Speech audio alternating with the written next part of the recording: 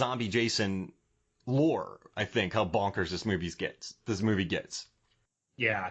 And so I wanted to talk about two things before we signed off. The first is that this list is not a list of quality films. And what I mean by that is we didn't rank these by preference. We're not saying that New Blood is better than any other film. I want to make that very, very, very clear. And in fact, my favorite film, and I think your favorite film, weren't even in top 3 of this list. No, we did not make it. I mean, do you want to read off the rankings 1 through 12? Yeah, let's do that. So number 1 is The New Blood. Number 2 is Jason Lives. Number 3 is The Final Chapter. Number 4 is Part 3. Number 5 is Part 2. We have a tie at 6 with Jason Goes to Hell and the reboot. Number 8 is Freddy vs. Jason. Number 9 is Part 7, Jason Takes Manhattan. Number 10 is A New Beginning. Number 11 is the original, and number 12 is Jason X. This is a good opportunity, Mark, just to mention why the original is so low on our list. So from my understanding, essentially it places in the bottom tier or at the bottom for a number of categories. And what people have to realize is that Jason wasn't the main killer in the first movie. So it gets dinged because there's no hockey mask. Jason, I will say that movie probably does pretty well in terms of mentions of Camp Blood and the title. Mm-hmm. But it is a bit like, how do I put this? It's like a rough sketch, right? It sets the tone for the rest of the series, but it doesn't perfect the formula. Think about the first Fast and Furious. I mean, they were stealing DVDs and they got beat up by a truck driver. Think of the first Mission Impossible, how it was like a spy thriller, noir, moody Brian De Palma piece. And look where the franchise has gone. So yes, I think Fast and Furious, Friday the 13th, Mission Impossible, they lay the groundwork for where the franchise is going to go. But as the franchise evolves, you can't just say the first one is the most. You have to say what the entire franchise has become. So I think Friday the 13th set a great template, but that first film compared to Jason X or the remake, they're completely different. And we took the entire franchise into account. So for people who are saying, hey, Friday the 13th should be the most, we get it. We understand it. But it also, it doesn't feature an immortal Jason getting flapped around by a concrete mixer. It doesn't feature tremendous amounts of like insane gore. It was made for next to nothing. So I know it's ranked low on our list, but I think it's that and Jason X are my favorite of the franchise. So once again, it's low on the list, but it's not low in our hearts, if that makes sense. Yeah, that's a really good point. Yeah, I got lucky because number 3 came in number 4 on this list, and that is the one that I really, really love. And as a side note, what I love about that film is that if you watch the first 2 and then you watch the third one, you realize that the camera is literally screwing with the audience the entire time. It's like they know what to expect, what you think you're going to see. And so all of these moments of killer POV trick the audience into thinking characters are going to die, and they don't actually die. So you're sort of on the edge of your seat just waiting for it. I love Steve Miner. He's responsible for Halloween H2O, the director. He also did Lake Placid. He's done some good movies. So I dig his work. I think he did a good. 2 is insane. 2 is yeah. But yeah, and I need 3. You really got to give a reappraisal. And I think if anything, just doing this again, I've just learned I love this franchise. It's scrappy. It's weird. People are just throwing stuff at walls. But I hate the meanness of Freddy. I think the characters in Nightmare on Elm Street are stronger. If you watch Dream Warriors, I don't think any of the characters in the Friday the 13th franchise can match up with those characters, the ones from the first one. That's just my opinion. Maybe Brodsky from Jason X. I love him. But as far as a villain and it's just the weird plots and the places they go, I'm Friday the 13th all day. So I'm really glad we did this. And I know this is a short episode, but I think we picked the right winner. We have a lot. We didn't know who was going to win.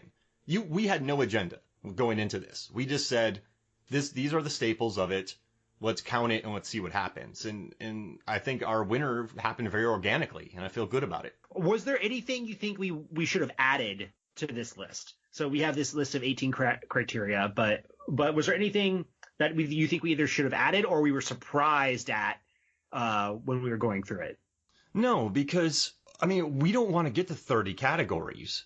That's just oppressive. I think we nailed the essence of what makes this franchise. I think we nailed the essence with these 18 categories. I think we could have gone overkill if we went to 30. How many? I don't even know what else to add, to be honest. It's just, I think we captured what makes this franchise good. I'm happy with the 18. I don't think there's any looking back. And I think if we added a few more characters, the results, or categories, the results probably would be the same. There might be a mix-up in the top 3 or top 2, but I don't see other movies jumping up and taking the number 1 spot. It's going to be either The New Blood or Jason Lives. I think going like, it's just, I mean, I guess we could have added moments where he kills more than one character at a time.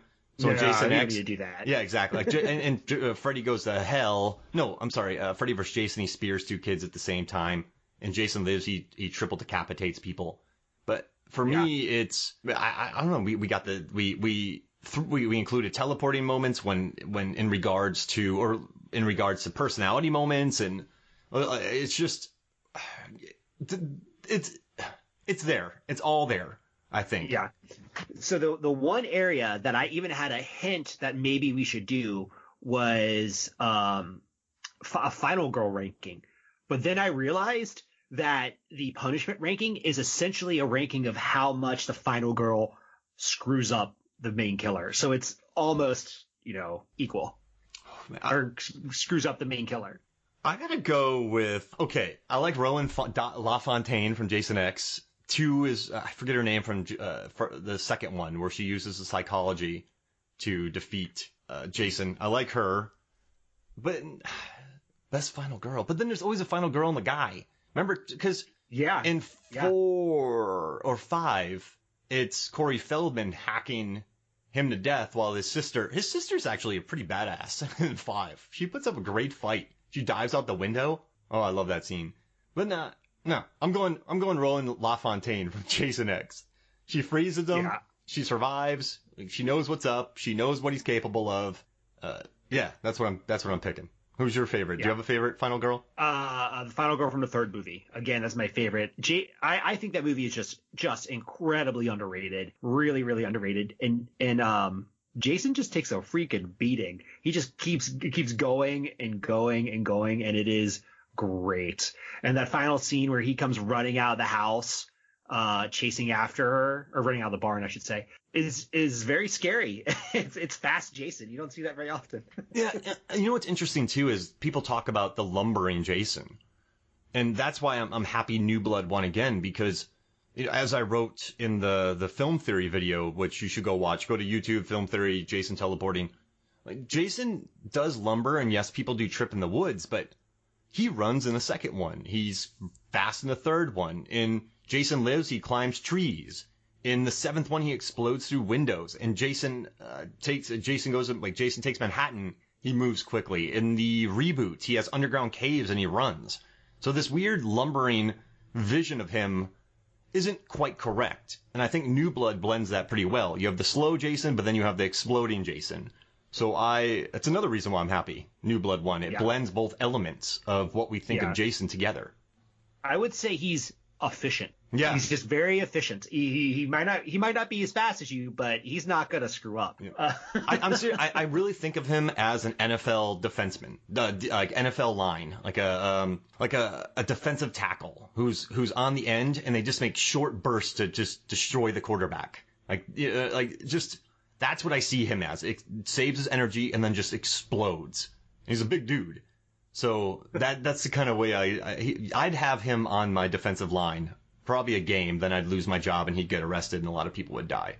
But no, you're right. He's very efficient, and you see that in New Blood. And I don't know. There's telekinesis in it. It's bonkers. I love it. And he gets electrocuted, which is one of the best scenes it's crazy. It is crazy. It is a weird movie, and I do love that electrocution scene. It's a shot well too. That scene. It looks good. Yes. A wide angle. They use the space well. He gets hit in the puddle. I mean, it's once again him having bad luck in water. Jason has bad luck in water. And so once again, he has bad luck in water. It's beautiful, and it works really well for me. And at the end, like I'm happy, man. We did a lot of work. We stared at spreadsheets and listened for like just a lot. And I don't know. It's very like this turned out well. I'm happy that this won. So I think we have a good result here, man. Yeah, I do too. I don't have much else to say other than it was a great experience, and I look forward to figuring out which movie series we're going to do next. Do me a favor. Tell everybody where they can go find the article exactly. Yeah, so the article is on awardwieners.com. It does not matter how you spell wieners because we have both the URLs. So just type in what you think it is. It'll redirect to the right website. And it is titled, Which Friday the 13th Movie Best Represents the Franchise? A Killer Study. So, i.e., this is the most Friday the 13th movie. I love it. That makes me so happy. But well, thank you for joining me, David. We're done. This isn't a chapter. This is another final Friday the 13th chapter done in our lives. So I'm glad we knocked this out. Well, thanks for having me. I really, really enjoyed it. All right. So for me, Mark Hoffmeyer, and for David Cross, this is Movies, Films, and Flicks. We'll see you next week.